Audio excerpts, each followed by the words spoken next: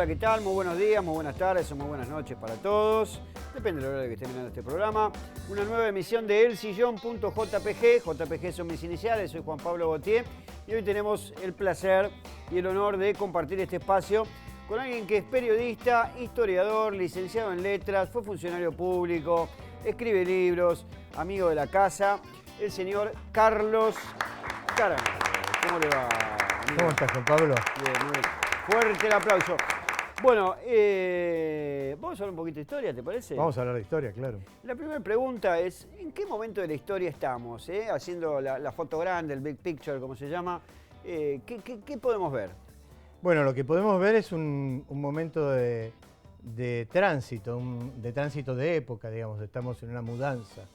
Y como toda mudanza, todavía tenemos como reflejos muy nítidos, en Latinoamérica sobre todo, de la época que se está yendo, que es la modernidad, y los primeros estertores, pero de parto, digamos, de una época que yo no sé si llamarla posmodernidad, modernidad líquida, subjetividad, todas las cosas que usan los filósofos y los historiadores. Posverdad, dicen algunos. En la posverdad, digamos, sería como un, ¿cómo te podría decir?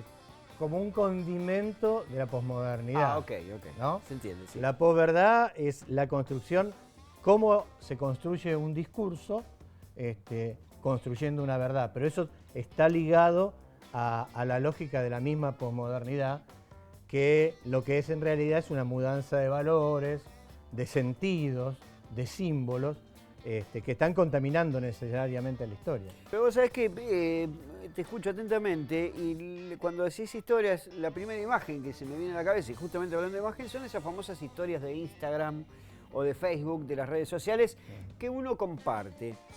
Pero eso no es una historia.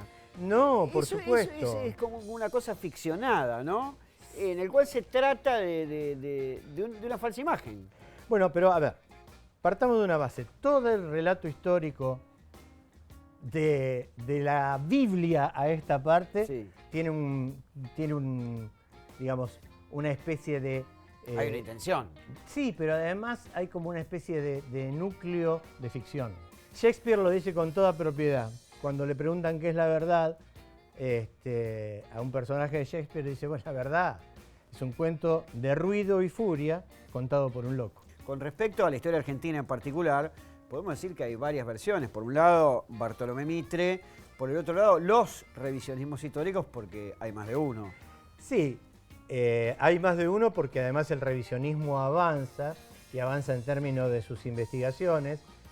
Vos sabés que yo estuve a cargo del Instituto de Revisionismo Histórico Manuel Dorrego, después de que Pacho O'Donnell renunció. Sí, sí. Y ahí mismo, en el seno mismo del instituto, te encontraban con que los más jóvenes no practicaban la misma lógica revisionista del Pepe Rosa y de Eduardo, que era su hijo, ¿no? De José María Rosa, Sí, sí. y Eduardo Rosa, que era su hijo y que estaba ahí en el instituto y que, bueno, tenía algunos compañeros que seguían esa lógica, los más jóvenes no, ya habían dado como una vuelta de tuerca. Digo, Felipe Piña no se puede decir que sea un revisionista, pero impone otro ritmo a la historia, impone otra lógica de investigación y de todas maneras todo constituye un relato. Bueno, tenemos varios, vamos a separarlo por nombres. Bartolomé Mitre, como decía, por un lado. Después está Jorge Abelardo Ramos, por el otro. ¿Qué es revisionismo? Es una suerte de revisionismo. Norberto Galazo, por el otro. Juan José Sebrelli también. Incluso voy a incluir en este así compendio de nombres a Alejandro Horowitz, Claro. Que hace su famoso libro Los Cuatro Peronismos, Los Cuatro en donde Peronismos. hace una descripción muy inteligente y muy interesante sobre la historia del siglo XX argentino, basándose en ese movimiento político. Claro, sí. Después uno puede estar de acuerdo, ¿no? Te puede gustar más o menos, pero digamos, son todos puntos de vista puntualmente distintos. Ahora el último de Felipe Piña, en el cual él da a conocer que el plan de operaciones de Mariano Moreno, que todo el mundo daba por sentado que era de él, no fue escrito por Mariano Moreno, sino que fue algo impuesto, una especie de operación de prensa para hacer quedar mal a los revolucionarios de 1810, a los revolucionarios de Mayo. ¿Vos en cuál escuela te inscribís, digamos?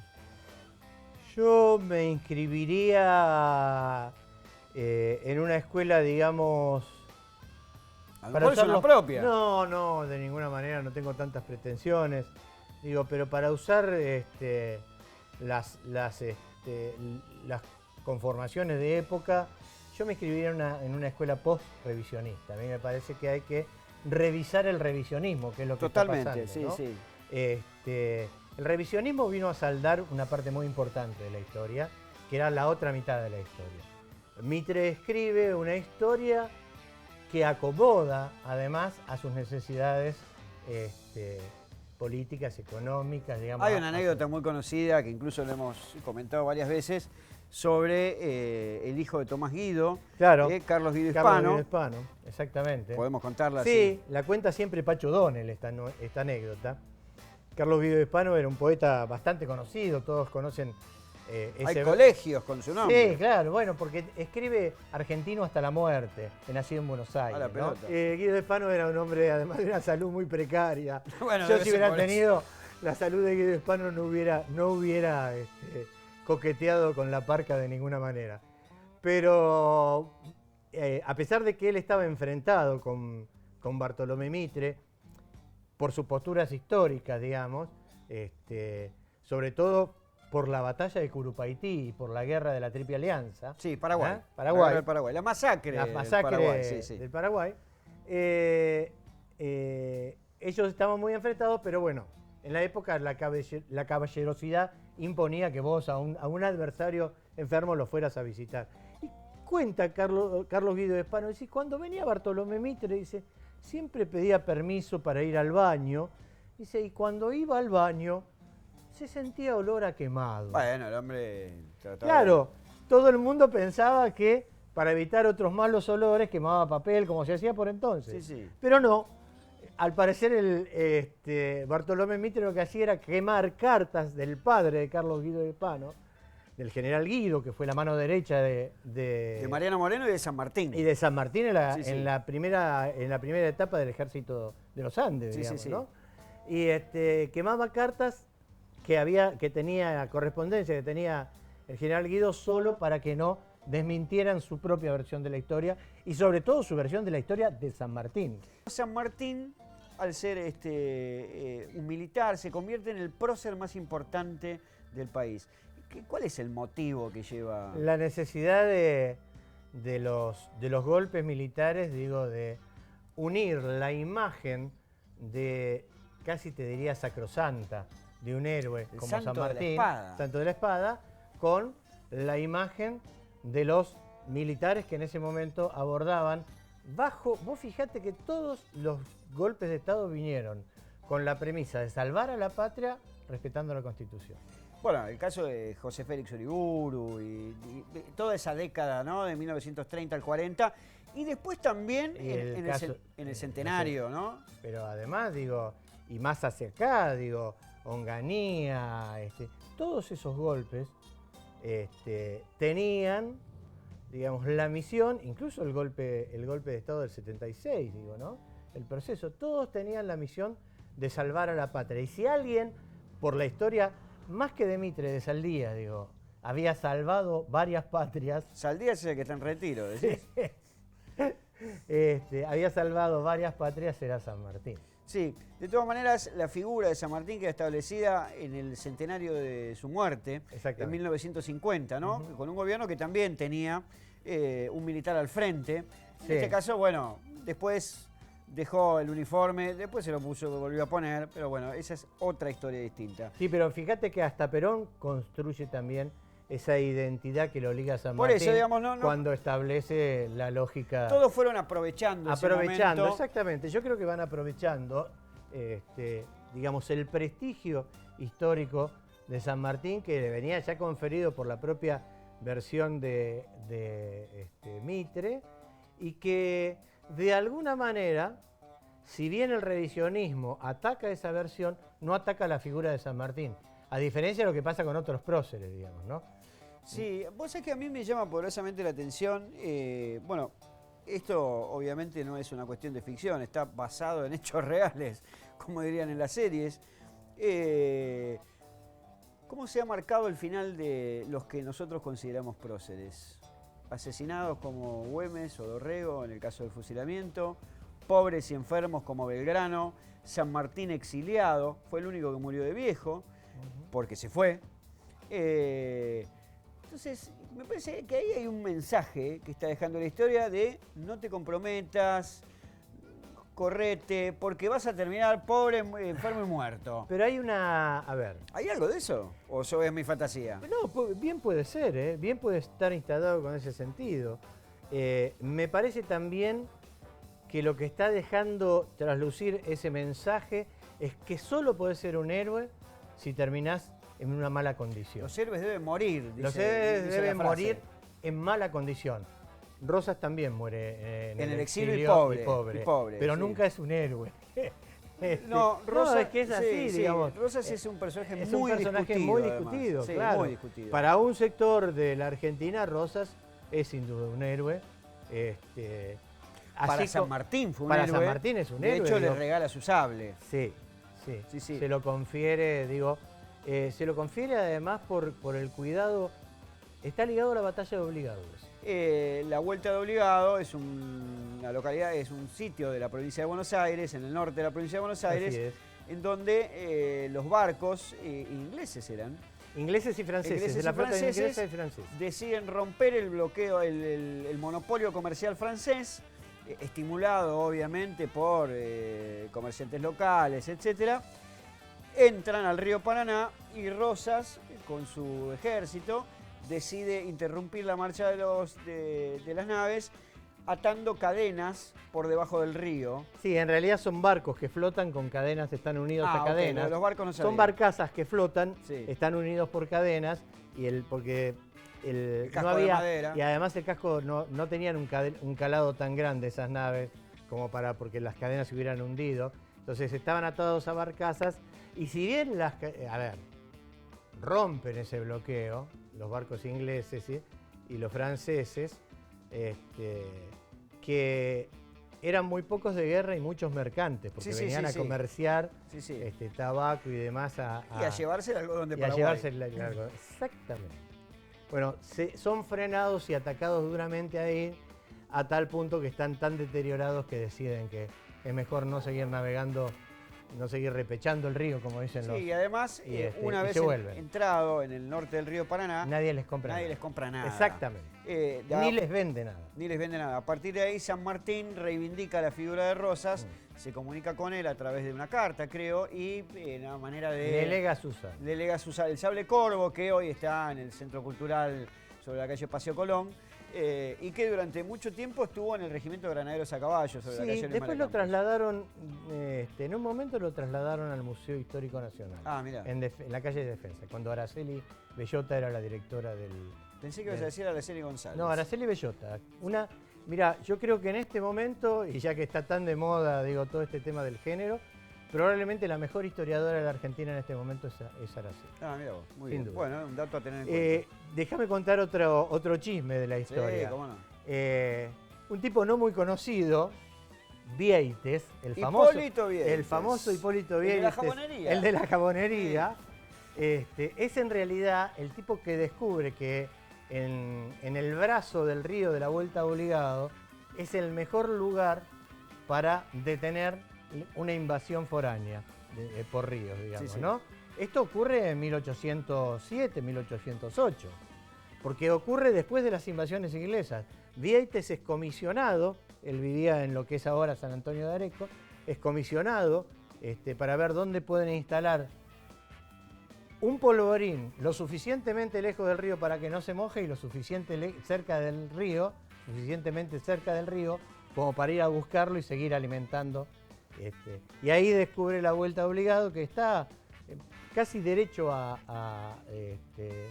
desde el río a San Antonio de Areco, y él deja papeles sobre esto. Es decir, Rosas usa esa información y lo manda a Mansilla a hacer la resistencia. Lucio B. Mansilla. Nombraba recién las invasiones inglesas, que es un caso bastante curioso de cómo se las muestra en los libros de historia, por lo menos los libros de historia que uno ha leído en el colegio, ¿no? Si bien han cambiado los autores, y también han cambiado un poco el relato, por decirlo así, vamos a ver si vos me podés confirmar o desmentir esta versión. La primera invasión inglesa tuvo éxito. Así es. Vinieron, se llevaron todo lo que encontraron y se fueron. Sí. Se fueron expulsados obviamente por la resistencia de las milicias porteñas, Así es, etc. sí.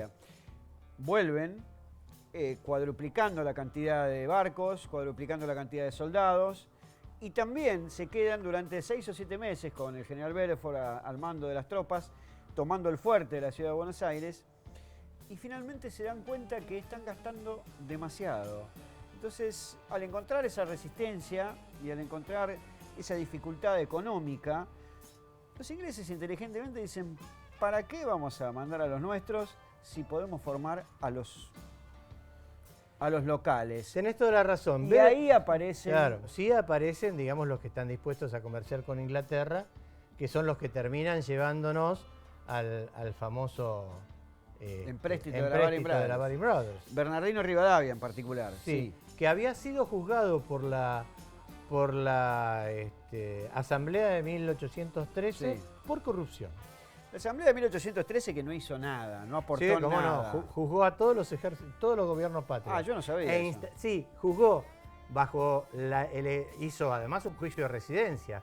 Iban a declarar todos los vecinos de Buenos Aires para acusar a los gobiernos patrios, a todos, desde el primer triunvirato. Bueno, pero eso como ahora en Facebook. Exactamente. Es lo mismo, Exactamente. O sea, no hay mucha diferencia. No, pero ¿sabés qué pasa? Que los condenó a todos. O en algún programa de panelistas. Los condenó a todos, pero después terminó salvando a Rivadavia, que es el que finalmente... La Asamblea del año 13 liderada por Carlos María de Alvear, si no me equivoco, uno de los que están considerados próceres. Tiene su avenida, una de las avenidas más caras de la ciudad de Buenos Aires, uno de los monumentos más importantes de la ciudad de Buenos Aires, en pleno barrio de Recoleta, pero, creo yo, el traidor a la patria más importante del siglo XIX. Y el mayor enemigo de San Martín. Bueno, hablando de próceres argentinos y de quienes han sido protagonistas de nuestra historia, muchos han sido corridos a un costado. Muchos han ocupado en las páginas de los libros de historia un lugar absolutamente secundario. El caso de Güemes, el caso de Mariano Moreno, el caso mismo de Tomás Guido, a quien mencionábamos hace un rato. Sí. Incluso, te diría yo, el caso de Dorrego, ¿no? El caso de Dorrego, el caso de Castelli. El caso de Castelli, sí, que era la voz de la revolución. Exactamente. El caso de, por ejemplo, Bernardo de Monteagudo. Monteagudo. El caso de Hipólito Bullard. Eso es una cuestión determinada.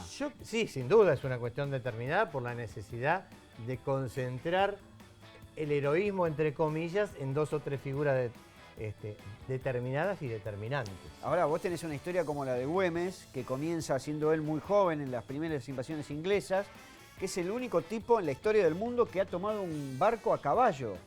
Una cosa realmente, una historia realmente increíble, es digna de hacer una película. Había bajo la marea, ¿no? Está claro. Está bien, pero abajo, a ver, lo importante es que esa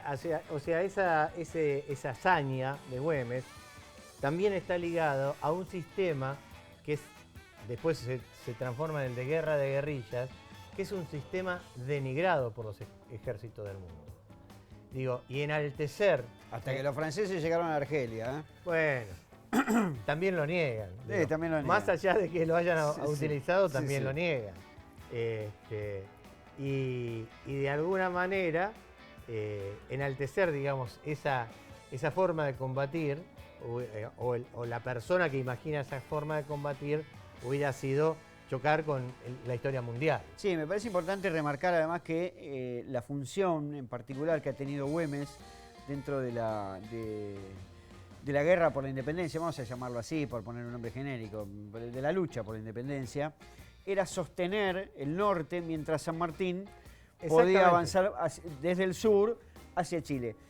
Yo tengo en particular un punto de vista muy personal con respecto a la tarea de San Martín, al que nosotros consideramos el libertador de Argentina, Chile y Perú. Argentina no la liberó. No. De hecho, no vino a eso tampoco. Tampoco. Y Chile le quedaba de paso. Sí.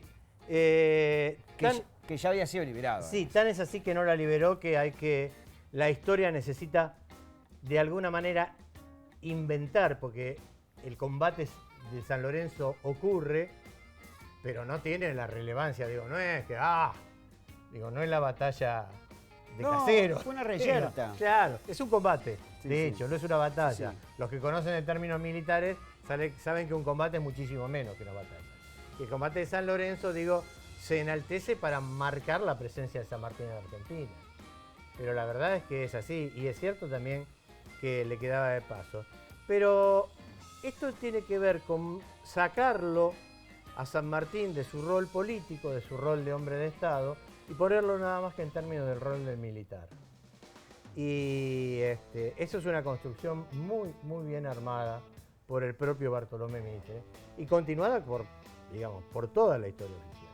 Incluso el Instituto Sanmartiniano sigue promoviendo esa imagen de San Martín. Sí, a mí hay una cosa que me quedó clara, por decirlo de alguna manera, después de haber participado en la producción de un ciclo que se trató sobre la difusión de la historia argentina, junto a Mario Pergolini y Felipe Piña, llamado Lo Habrán Hecho, en donde, bueno, tuve la maravillosa oportunidad de visitar no solo los lugares propios de los libros de historia, la Casa de Tucumán, el Monumento a la Bandera, etcétera, sino también, bueno, estuvimos en Europa, en Boulogne-sur-Mer, y hay algo que yo te lo quiero comentar, a ver qué me podés decir vos de eso. Mi conclusión, después de haber recorrido esos lugares, de haber ido al convento de San Lorenzo, ahí cerca de la ciudad de Rosario, de haber estado en Salta, en el lugar en donde asesinaron a Güemes, de haber estado en Mendoza, donde estaba el campamento del Plumerillo, es que la historia argentina está corrida a 200 metros. Sí. Porque vos llegás a esos lugares y te dicen, bueno, mira, Cabral en realidad no murió donde está el monolito, sino que murió 200 metros más allá. Lo que pasa es que la municipalidad no cedió a este terreno. Sí, porque allá ya había un supermercado chino. O un estacionamiento. O un estacionamiento, o una estación de servicio. Sí, sí. No, mira, a Güemes no lo mataron acá, lo mataron allá a la vuelta. Lo que pasa es que en determinado momento el gobierno le había vendido esta tierra a no sé quién. Sí, claro, es así. Hay como una especie de corrida. Sí, además de que hay como una especie de corrida, la verdad que pasados 150, 200 años es bastante difícil determinar con exacta precisión dónde murió Cabral. Se sabe que el combate de San Lorenzo no se peleó exactamente en el predio en donde te dicen acá ocurrió San Lorenzo, ¿no?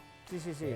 Que ocurrió mucho más adentro, no tan cerca de la barranca, ¿no? Todo esto, pero que, como vos bien decís, la municipalidad o el gobierno nacional o el ejército mismo consagró